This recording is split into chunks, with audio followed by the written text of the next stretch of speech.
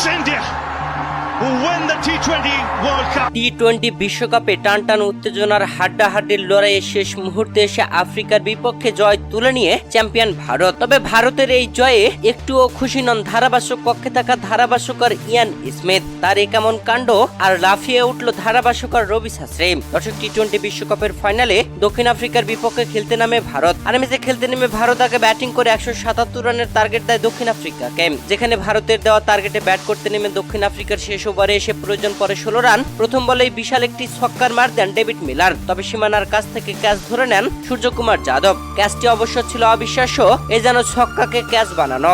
দর্শক, এরপরে ভারতের কাছে মাত্র 7 রানে হেরে যায় দক্ষিণ আফ্রিকা। ভারতের কাছে দক্ষিণ আফ্রিকার এমন হার সত্যিই কষ্ট দিয়েছে ধারাভাষ্যকার ইয়ান স্মিথকে। তিনি একটুও হাসি খুশি বা কোনো কিছু বলছিলেন না। তার পাশে থাকা ভারতীয় ধারাভাষ্যকার রবি শাস্ত্রী ভারতের জয়ের সময় লাইভ হয়ে উঠে ধারাভাষ্য দিয়েছেন।